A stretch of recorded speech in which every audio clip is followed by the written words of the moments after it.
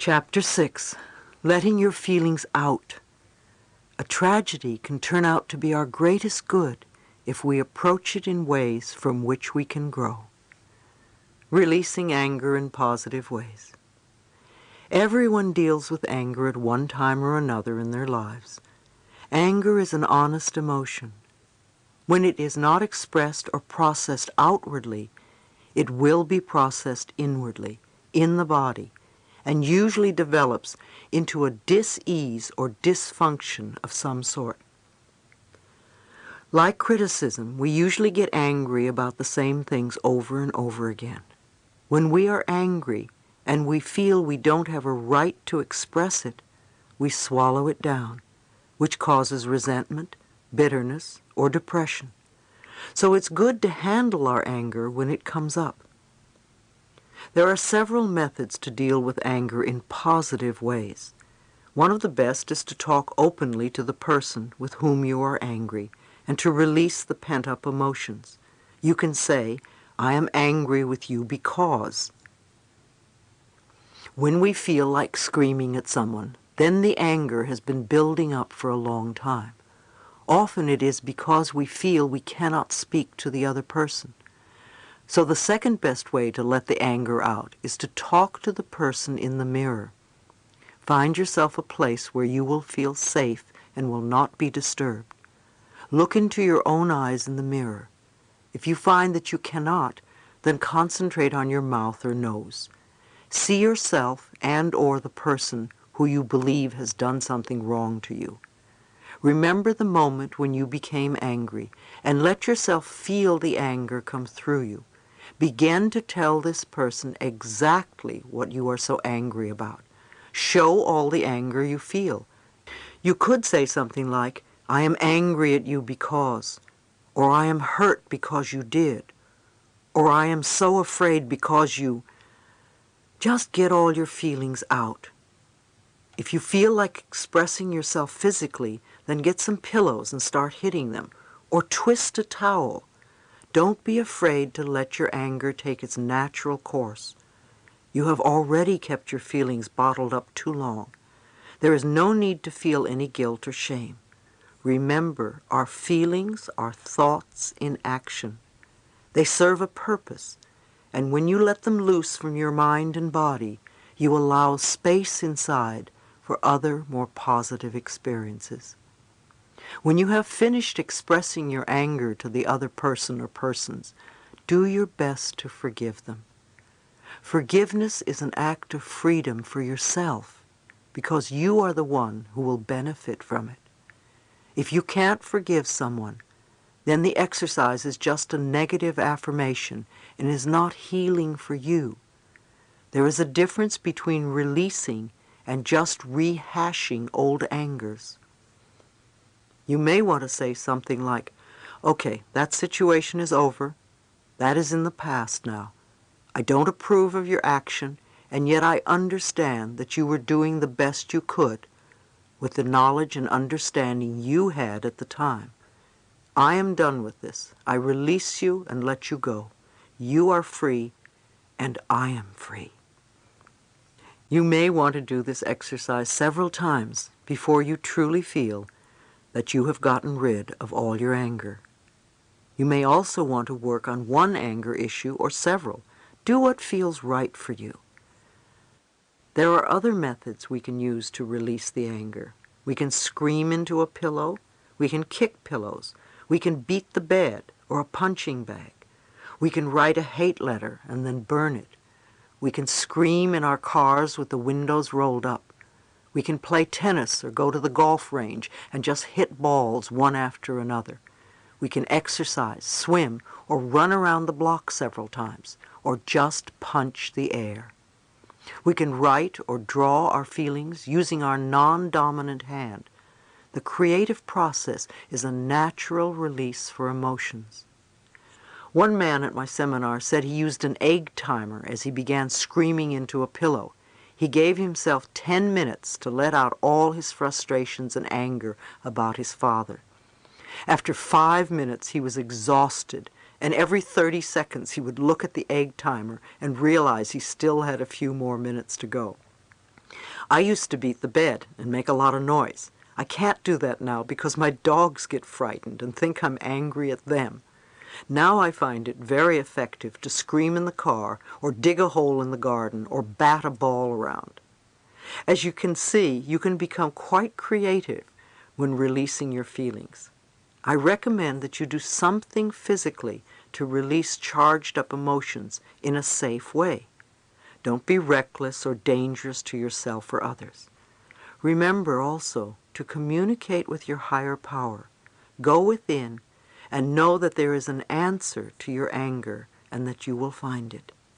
It is very healing to meditate and visualize your rage flowing freely out of your body. Send love to the other person and see your love dissolve whatever disharmony there is between you. Be willing to become harmonious. Perhaps the anger you feel is reminding you that you aren't communicating well with others. By recognizing it, you can correct it. It's amazing how many people tell me how much happier they have become once they release anger towards another person. It's as though a huge burden has been dropped. One of my students had a difficult time letting her anger out. Intellectually, she understood her feelings, yet she couldn't express them outwardly. Once she allowed herself this expression, she kicked and screamed and called her mother and her alcoholic daughter all sorts of names. She felt a tremendous weight lift from her. When her daughter visited her afterwards, she couldn't stop hugging her. She had allowed room for love to come inside where all the repressed anger had been. Maybe you have been a person who's been angry for a major part of your life. You have what I call habitual anger. Something happens and you get angry. Something else happens and you get angry again. Once more it happens and you keep getting angry. But you never go beyond getting angry. Habitual anger is childish. You always want your own way. It would be helpful to ask yourself, why am I choosing to be angry all the time? What am I doing to create situation after situation that angers me? Is this the only way I can react to life? Is this what I want? Who am I still punishing or loving? Why do I want to be in this state? What am I believing that causes all these frustrations? What am I giving out that attracts in others the need to irritate me? In other words, why do you believe that to get your way, you need to get angry? I'm not saying that there are no injustices, and there aren't times when you have a right to feel angry. However, habitual anger is not good for your body because it lodges in there. Notice what you focus on most of the time. Sit in front of a mirror and look at yourself and ask, who are you? What is it that you want? What makes you happy? What can I do to make you happy? Now is the time to do something else. Create a new space inside yourself for loving, optimistic, and cheerful patterns. People often get angry while they're driving their cars. People often express their frustrations about the other lousy drivers on the road. Long ago, I got over the fact that I was going to be upset because of someone else's inability to follow the rules of the road. So the way I handle driving my car is, first, I put love into the car when I get in. Next, I know and affirm that I'm always surrounded by wonderful, competent, happy drivers. Everyone around me is a good driver. Because of my beliefs and affirmations, whenever I'm on the road, I have very few poor drivers around me. They're off bothering the person who's shaking his fist and screaming. You know, your car is an extension of you, just like everything and everyone are extensions of you. So put some love into your car, and then send love out to everyone around you on the streets and highways. I believe that the parts of your car are similar to the parts of your body. For instance, one of my workers felt that she had no vision, that she could not see where her life was going or where she wanted it to go. One morning she woke up and found her windshield smashed. Another person, an acquaintance of mine, felt that he was stuck in his life. He was not moving forward or moving backward, but was not moving at all. And his tire became flat and he couldn't move anywhere. I know it may sound silly at first, but it's fascinating to me that the terminology that these two people used to describe their current mental state also related to their car. Having no vision means that you can't see in front of you. The windshield is a perfect metaphor. Likewise, being stuck is a perfect example of a flat tire. The next time something happens to your car, make a note as to what you feel the broken parts represents and see if you can connect it to how you are feeling at that particular moment or what is going on in your life. You may be surprised at the results. One day I will write a little book and call it Heal Your Automobile. There was a time when people did not understand the body-mind connection. Now it is time for us to expand our thinking even more and to understand the machinery-mind connection. Every situation in your life is a learning experience and can be handled so that it works for you. There is nothing new or unique about anger. No one escapes the experience. The key is in recognizing it for what it is and taking that energy in a healthier direction. If you get sick, don't get angry over it. Instead of putting anger into your body, fill it with love and forgive yourself. Those of you who are caretakers for sick people can also remember to take care of yourselves too. If you don't, you won't be any good to yourself or your friends or family. You will burn out. Do something to let your feelings out as well. Once you learn to deal with anger in a positive way that readily benefits you, you will find many wonderful changes occurring in the quality of your life. Resentment causes a variety of ills. Resentment is anger that has been buried for a long time. The main problem with resentment is that it lodges in the body, usually in the same place, and in time it seethes and eats away at the body and often turns into tumors and cancers. Therefore, repressing anger and letting it settle in our bodies is not conducive to good health. Again, it's time to let those feelings out. Many of us were raised in families where we weren't allowed to be angry. Women, in particular, were taught that to be angry was something bad. Anger was not acceptable, except for one person, usually a parent. So we learned to swallow our anger rather than express it. Again, we can now realize that we are the ones who are holding on to it. Nobody else is involved at all.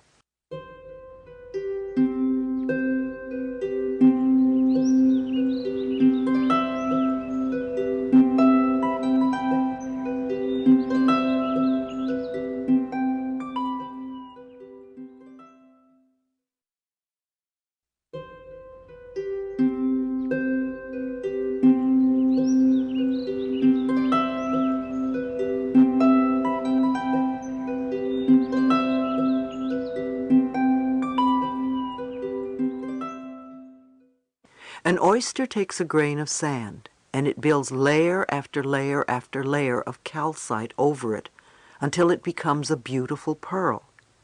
In the same way, we take our emotional hurts and nurse them over and over again by what I call running the old movie over and over in our minds. If we want to be free from our hurts, if we want to get out of them, then it's time to go beyond them. One of the reasons women create cysts and tumors in the uterus is through what I call the he done me wrong syndrome. The genitals represent either the most masculine part of the body, the masculine principle, or the most feminine part of the body, the feminine principle. When people have emotional episodes, usually in relationships, they take it to one of those areas. With women, they may take it to their female organs, their most feminine part, and nurse the hurt until it becomes a cyst or tumor. Since resentment is buried deeply inside us, we may have to do a lot of work to dissolve it. I received a letter from a woman who was working on her third cancer tumor. She still had not dissolved the resentment pattern and kept creating new tumors in her body. I could tell she felt very self-righteous about her bitterness. It was easier for her to let the doctor remove the latest tumor than to work on forgiveness. It would have been good if she had been able to do both. Doctors are good at removing growths. Only we can keep them from reappearing. Sometimes we would rather die than change our patterns, and we do. I have noticed that many people would rather die than change their eating habits, and they do. This is very disturbing when it happens to someone we love and we are aware of alternative choices they could make. No matter what choices we make, they are always right for us, and there is no blame, even if we leave the planet. We will all leave the planet in time, and we will all find a way to do it at the right time for us. Again, we don't have to blame ourselves for failing or doing it wrong. We don't have to feel guilty. There is no blame. No one does it wrong. A person does the best he or she knows how to do with the understanding and awareness that is available. Remember, we all have the power within us, and we all come here to learn certain lessons. Our higher selves know our destiny in this lifetime and what we must learn in order to move forward in our evolutionary process. There is never any wrong way. There just is. We are all on an endless journey through eternity, and we have lifetime after lifetime. What we don't work out in this life, I believe we will work out in another. Suppressed feelings lead to depression. Depression is anger turned inward. It is also anger that you feel you do not have a right to have. For instance, you may feel it's not okay to be angry at your parent or spouse or employer or best friend, and yet you are angry and you feel stuck. That anger becomes depression. Far too many people today suffer from depression, even chronic depression. By the time we feel that depressed, it's very difficult to get out of it. It feels so hopeless that it becomes an effort to do anything. I don't care how spiritual you are. You have got to wash your dishes every now and then. You can't let the sink pile up with dirty dishes and say, "Oh, I'm metaphysical." The same with your feelings. If you want to have a mind that flows freely, then clean up your inner mental dirty dishes. One of the best ways is to give yourself permission to express some of your anger so that you won't have to stay so depressed. There are now therapists that specialize in anger releasing. Having a session or two with one of them could be most helpful. It's my personal opinion that we all need to beat the bed once a week, whether we feel angry or not. There are some therapies that encourage you to get into your anger. However, I think that they often keep you immersed in the anger process too long. Anger, like any emotion that surfaces, lasts only a few minutes. Babies move in and out of their emotions very quickly. It is our reaction to the emotion that causes us to hold and repress it.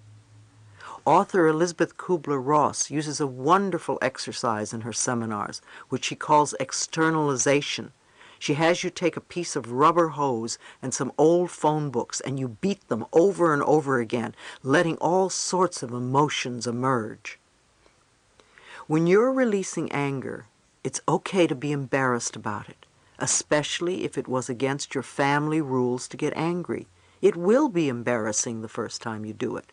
But when you get into it, it can be such fun and very powerful.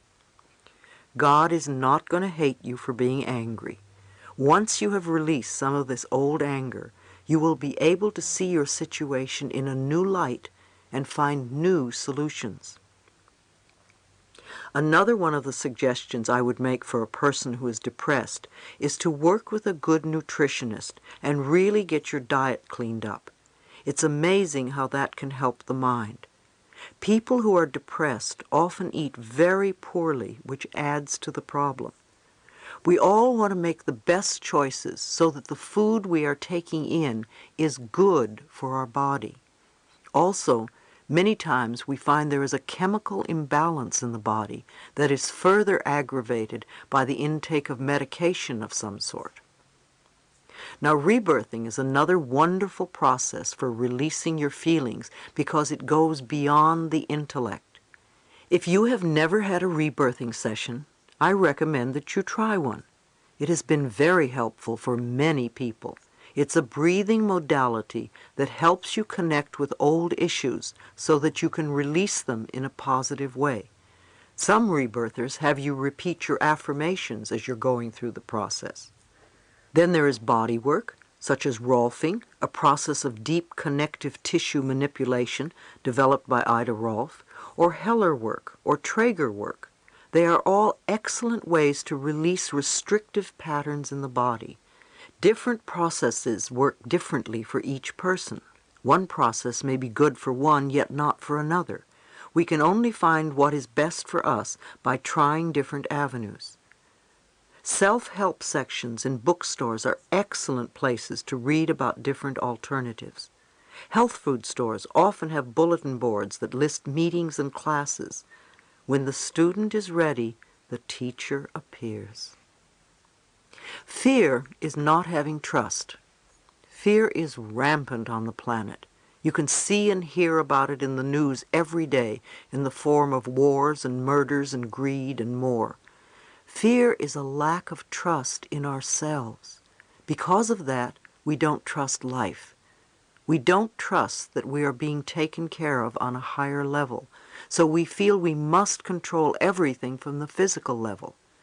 Obviously, we're going to feel fear because we can't control everything in our lives.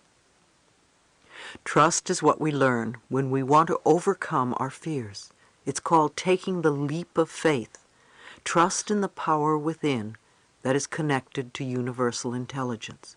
Trust in that which is invisible instead of trusting only in the physical material world. I'm not saying that we do nothing, yet if we have trust, we can go through life much easier.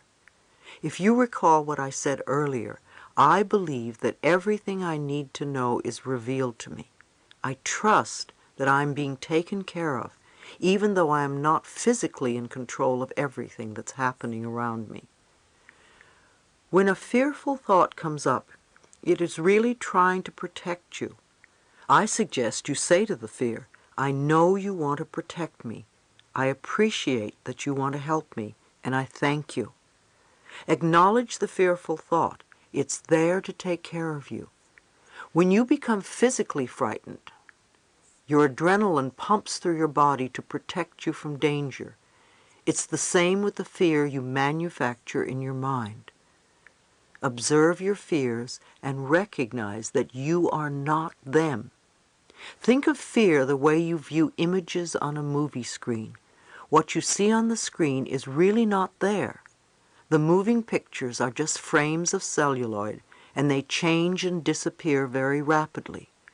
Our fears will come and go as rapidly as those pictures, unless we insist on holding on to them. Fear is a limitation of our minds. People have so much fear about getting sick or old or about becoming homeless or whatever. Anger is fear that becomes a defense mechanism. It protects you, and yet it would be so much more powerful for you to do affirmations so you can stop recreating fearful situations in your mind and love yourself through the fear. Again, nothing comes from outside of us. We are at the center of everything that happens in our lives. Everything is inside. Every experience, every relationship is a mirror of a mental pattern that we have inside us. Fear is the opposite of love. The more we are willing to love and trust who we are, the more we attract these qualities to ourselves. When we are on a streak of really being frightened or upset or worried or not liking ourselves, isn't it amazing how everything goes wrong in our lives? One thing after another. It seems it will never stop. Well, it is the same when we really love ourselves. Everything starts to go on a winning streak, and we get the green lights in the parking places. All of the things that make life so wonderful, the big and the little. We get up in the morning and the day flows beautifully. Love yourself so that you can take care of yourself. Do everything you can to strengthen your heart, your body, and your mind. Turn to the power within you. Find a good spiritual connection and really work on maintaining it. If you are feeling threatened or fearful, consciously breathe. We often hold our breath when we are frightened, so take a few deep breaths. Breathing opens the space inside you that is your power. It straightens your spine, it opens your chest, and gives your heart room to expand. By breathing, you begin to drop the barriers and open up. You expand rather than contract. Your love flows. You could say, I am one with the power that created me. I am safe and all is well in my world. Cleaning up our addictions. One of the primary ways we mask our fear is through addictions. Addictions suppress the emotions so that we don't feel. However, there are many kinds of addictions besides the chemical ones. There are also what I call pattern addictions, patterns we adopt to keep ourselves from being present in our lives. If we don't want to deal with what's in front of us, or if we don't want to be where we are, we have a pattern that keeps us out of touch with our lives. For some people, it's a food addiction or a chemical addiction. There may be a genetic disposition for alcoholism, however. The choice to stay sick is always an individual one. So often when we talk about something being hereditary, it is really the little child's acceptance of the parent's ways of handling fear. For others, there are emotional addictions. You can be addicted to finding fault in people. No matter what happens, you will always find someone to blame. It's their fault. They did it to me.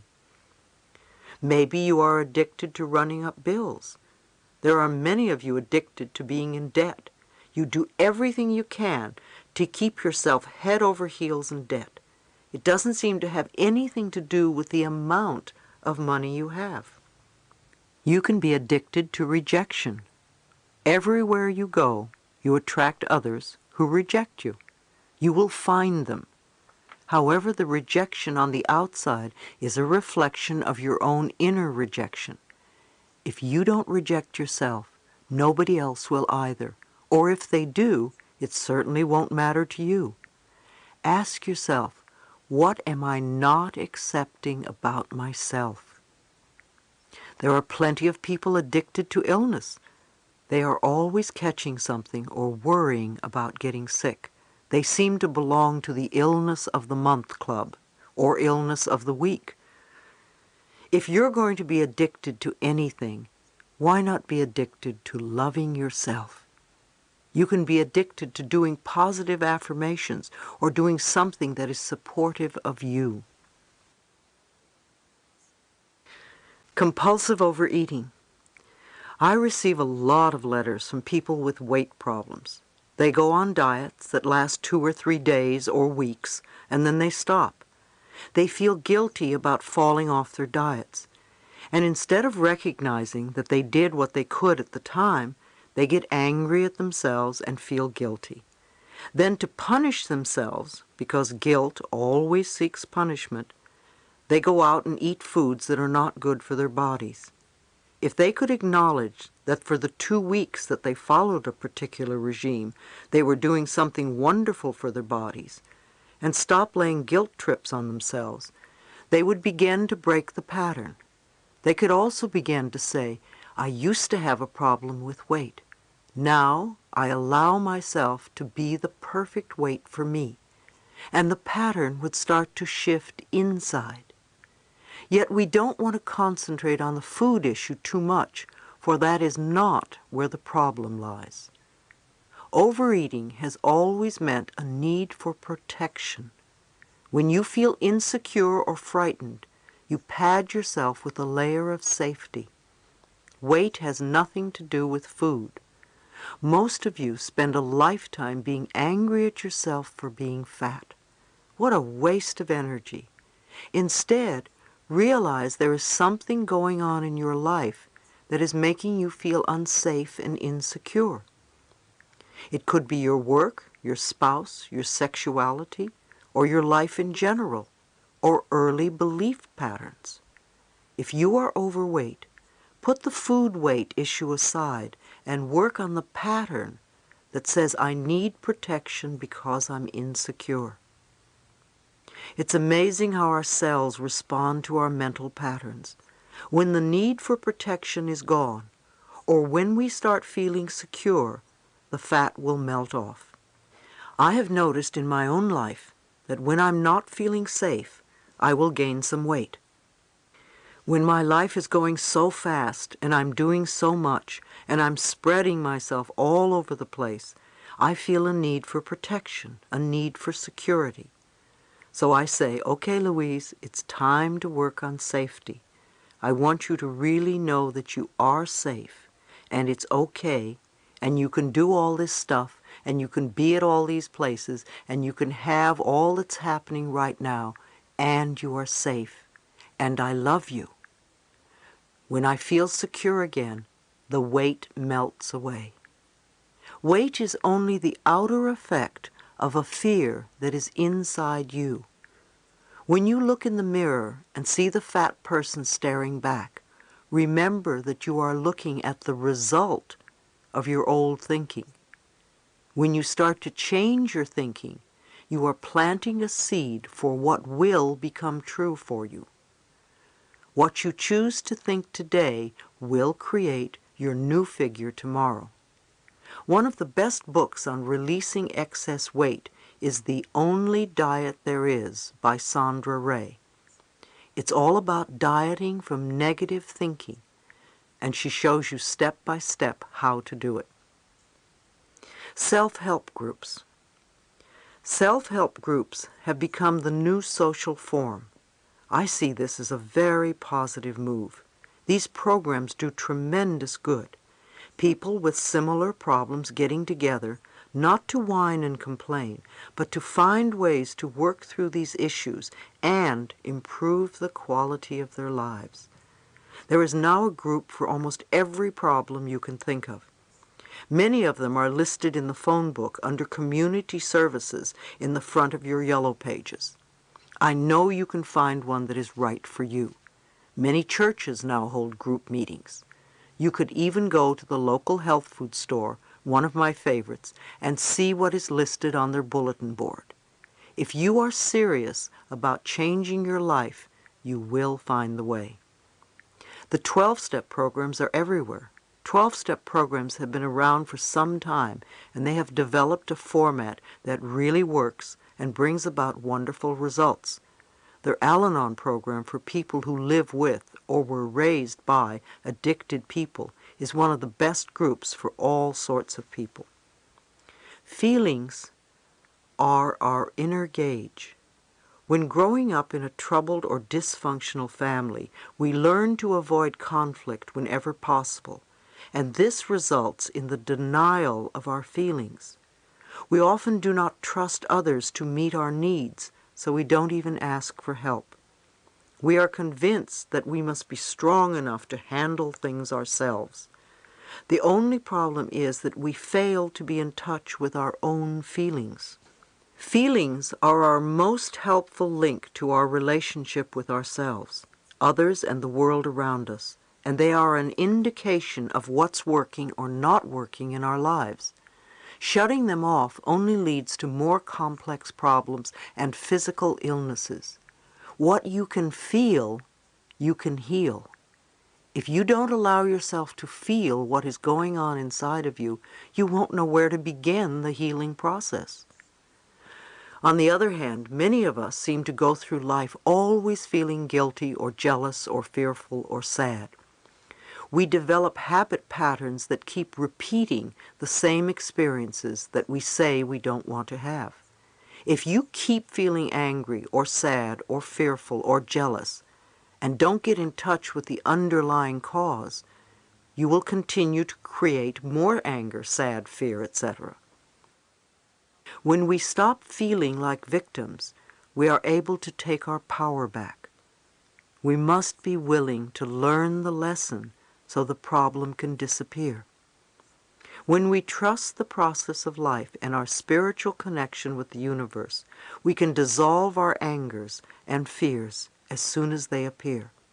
We can trust in life and know that everything is happening in divine right order and in the perfect time-space sequence.